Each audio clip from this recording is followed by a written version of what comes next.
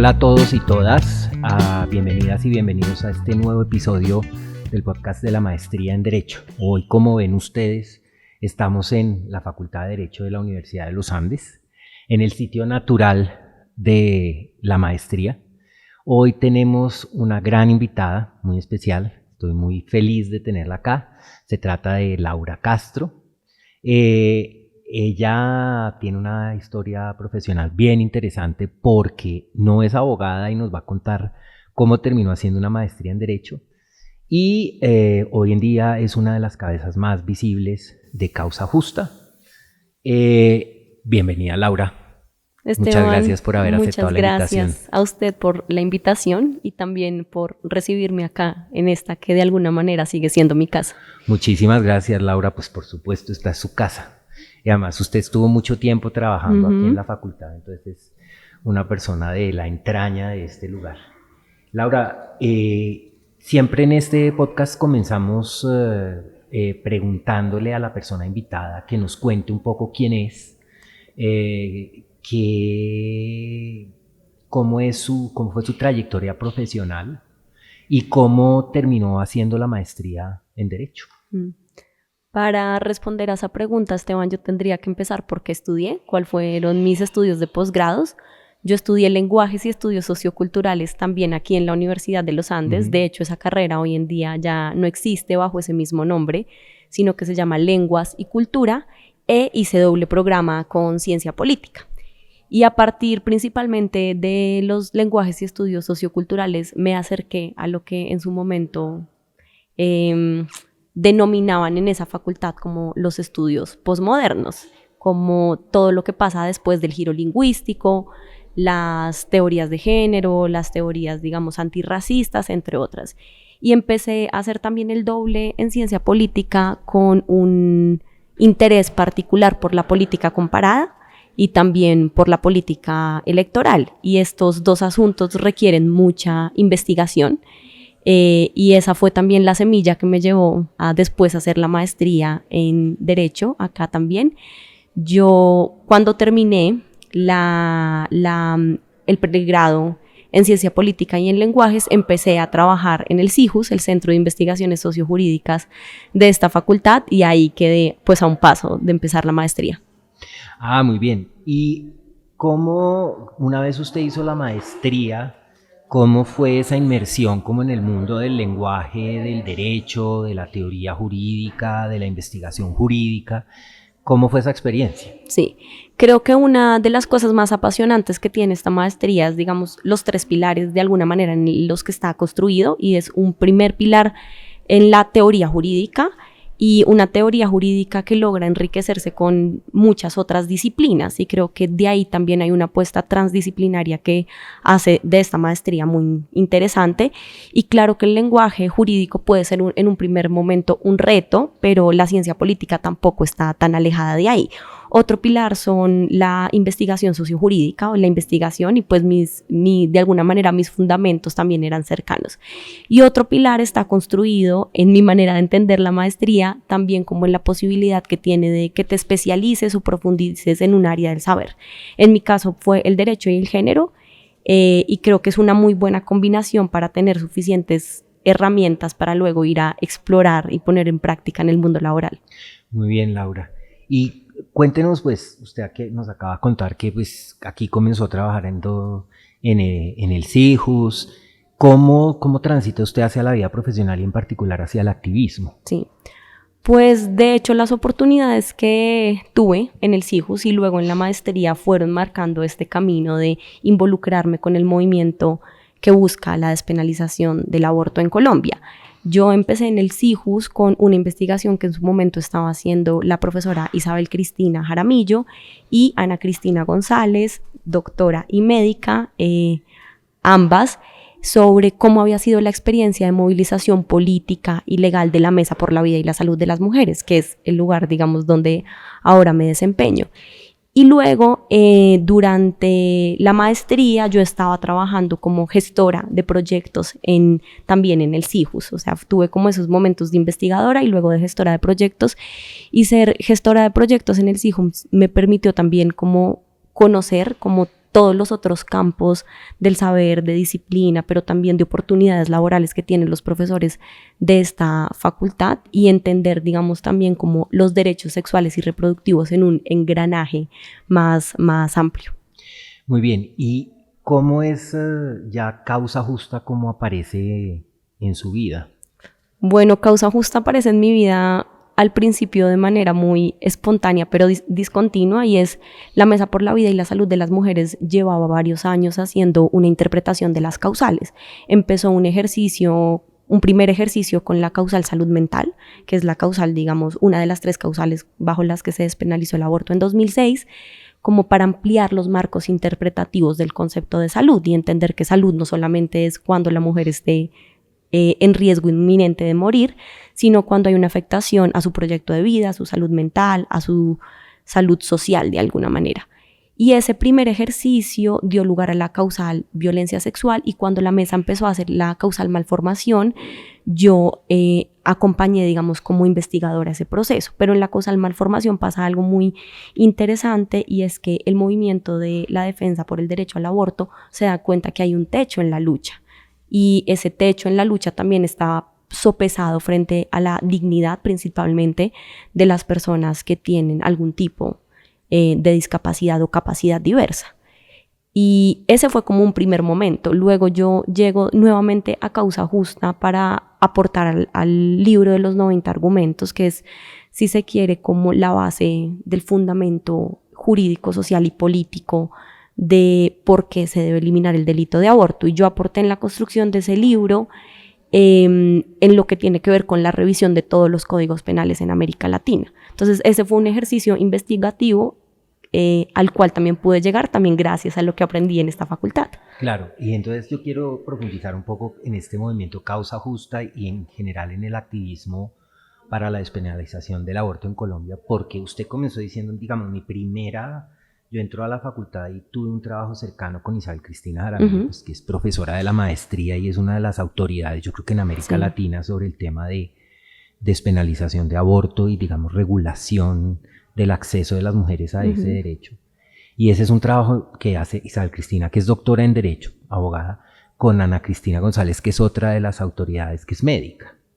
Y uno la oye usted hablar, digamos, de esta gran organización que es la Mesa por la Vida y la Salud de las Mujeres, que lo que pone de presente es que una causa como el aborto es, digamos, en su ejecución complejísima disciplinariamente. Es decir, esto es una confluencia en la que trabajan profesionales de una cantidad de disciplinas. La pregunta más concreta que le hago yo es, generalmente cuando el aborto puede tener una dimensión muy jurídica, de derecho constitucional, pero esto es una cuestión, como lo acaba de describir usted, de una cantidad de gente participando. ¿Cómo es, digamos, el diálogo del derecho en un lugar en el que la causa requiere no solo de derechos, sino de las visiones de una cantidad de disciplinas? O sea, ¿cómo dialoga el derecho con esas otras en función del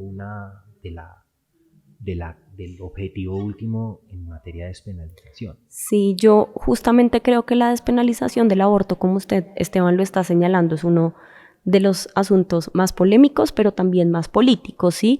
En la medida en que está siendo discutido o es discutido en diferentes ramas del poder político. Y para entender cómo operan esas ramas, digamos, del Estado, es importante tener conocimientos en derecho. Ese es como un primer nivel de los conocimientos en derecho que son importantes. Pero también toda vez que la discusión sobre el aborto se pondera frente a otros derechos, fundamentales o no, es necesario tener ese conocimiento jurídico. Pero otro nivel que es quizás el más complejo y el que a mí me parece más apasionante en esta discusión es que la discusión sobre el aborto involucra también muchas posiciones ideológicas. Y esas posiciones ideológicas siempre, digamos, están asociadas a algunas posturas que también son políticas, y en esa medida el derecho, como una herramienta, como un conjunto de argumentos, puede ponerse al servicio de una u otra postura.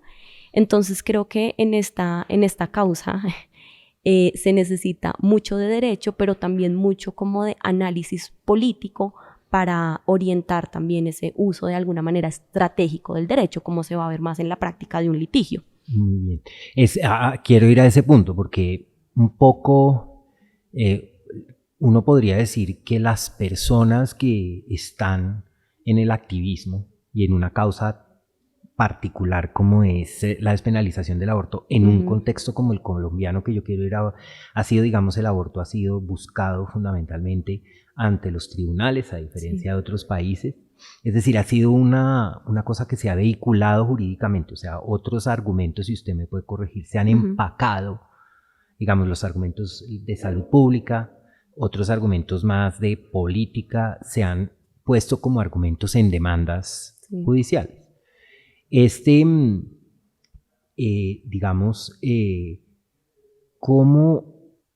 ¿en qué sentido esta práctica jurídica, porque es una práctica, uno podría decir, pero pues esto es pura práctica, lo que se requiere son puros elementos prácticos de saber litigar, ¿cómo se relaciona esto con, digamos, competencias de las personas que participan en mirar las cosas más teóricamente o tener competencias más de investigación jurídica?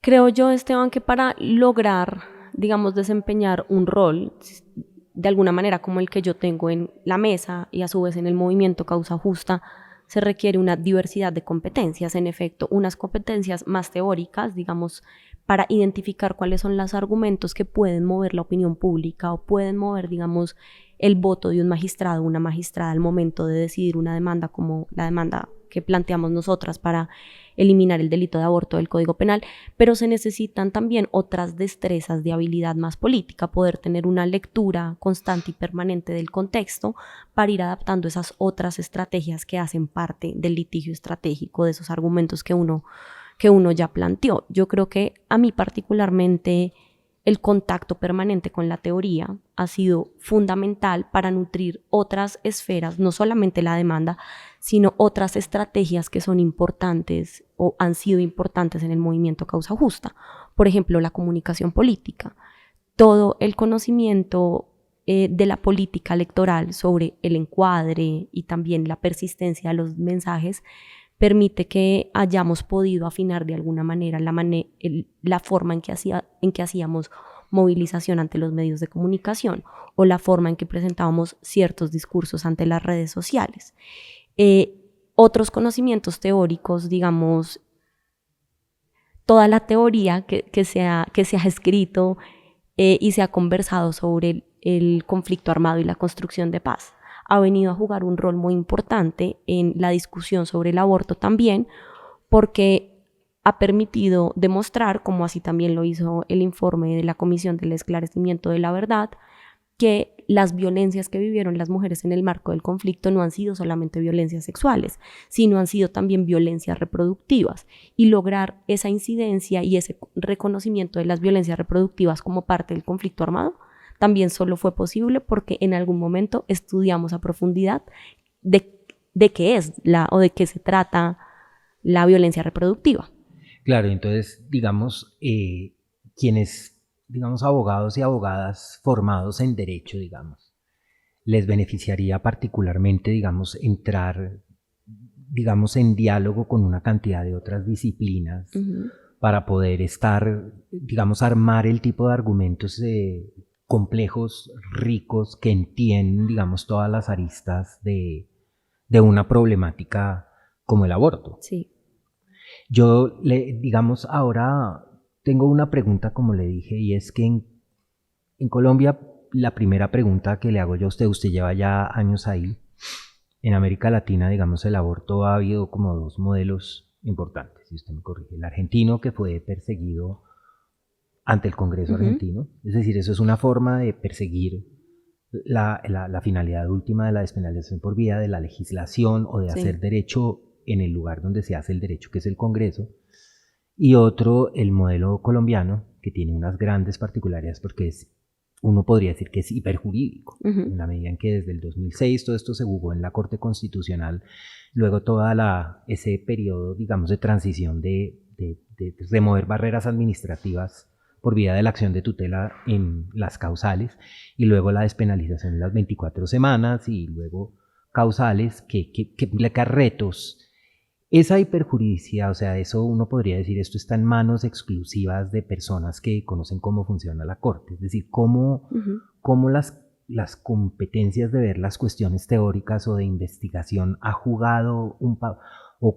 La primera pregunta es, ¿por qué cree usted que esto ha sido así? Y lo segundo es el tema del aborto, como lo veo yo, se ha convertido en una cosa muy especializada de lograr o regulaciones administrativas o no legislación o fallos muy concretos de remoción de barreras. Ahí el derecho cómo dialoga con otras disciplinas o con competencias muy específicas jurídicas en investigación. Sí. Antes de nosotras decidir, digamos, avanzar en una demanda de inconstitucionalidad como la que presentamos en el año 2020, habíamos estudiado, y aquí hubo por supuesto mucha investigación, todas las discusiones que se habían dado en el Congreso los últimos 15 años o los últimos 17 años desde la despenalización del 2006. Y la primera evidencia fue darnos cuenta que había alrededor de 50 proyectos de ley y la mayoría de estos proyectos de ley, contrario a lo que determinó la Corte en el 2006, buscaban retroceder la posibilidad de abortar en Colombia. Entonces, la investigación nos permitió de alguna manera ir marcando, digamos, la senda del camino que teníamos que transitar, que iba a ser más viable política y jurídicamente llegar. Pero en efecto, como usted dice, Esteban, esa construcción de argumentos no es solamente legal. De hecho, nosotras echamos manos, digamos, en la construcción de la demanda a muchos saberes. Uno de esos saberes, y muy importante también en la discusión del aborto, fue la revisión bíblica que hizo Católicas por el Derecho a Decidir. Católicas por el Derecho a Decidir cogió, digamos, como todos los escritos sagrados para dar cuenta de por qué la influencia de la Iglesia es lo que ha permeado los códigos penales de América Latina, y porque justamente en esos momentos donde hay estados que no son laicos es donde llega el delito de aborto a los códigos penales. Y eso fue muy importante porque nosotras con esta revisión logramos argumentar que la intromisión del Estado a través del derecho penal era una violación a la libertad de conciencia, a la libertad de conciencia de las mujeres que deciden optar o no por una maternidad. Y como usted bien sabe, el derecho a la libertad de conciencia o a la objeción de conciencia casi que no ha estado de este lado de la discusión, del lado del movimiento feminista. Siempre ha estado, digamos, por parte de los actores antiderechos que buscan utilizar un mal uso de la objeción de conciencia como barrera de acceso. Y ese es un ejemplo, porque otro saber o disciplina que fue muy importante en esta discusión fue el médico. Y pongo el saber médico también frente a la diversidad de modelos de despenalización que tenemos en América Latina y el mundo. Uno se sienta a revisar los códigos penales o los modelos de despenalización y encuentra que hay despenalización de las 12, las 14, las 16, las 18, las 20, o sea, todo un abanico. Y eso nos permitió, digamos, establecer muchas conversaciones con profesionales de la salud, médicos y médicas, para darnos cuenta que la escogencia de las semanas es totalmente arbitrario, que no hay un criterio científico o médico para decir esta es mejor que otra. Y de hecho ahí estaba puesto nuestros esfuerzos en eliminar totalmente el delito de aborto del Código Penal. Otros saberes que también fueron muy importantes son los saberes de la psicología, ¿sí? Por ejemplo, para desmentir muchos mitos que hay sobre el trauma posaborto, que las mujeres quedan, digamos, afectadas psicológicamente después de un aborto. Y esto no es así porque cada experiencia, pues, es una experiencia singular. Muy bien. Laura, entonces, yo oigo esto que es absolutamente fascinante y uno cuando tiene, como yo, el privilegio de estar en contacto con una cantidad de personas que participan en este proyecto colectivo, lo que oye es que, claro, en Colombia el aborto ha sido una cuestión definida judicialmente, que podría pensarse esto es exclusivo, monopolio de abogadas y abogados que saben hacer argumentos jurídicos o derecho administrativo, derecho constitucional, pero lo que uno acá es una cantidad de abogados y abogadas que tienen una serie de competencias para entrar en unos diálogos interdisciplinarios complejos con dimensiones teóricas e investigativas que lo que denotan o parece denotar es que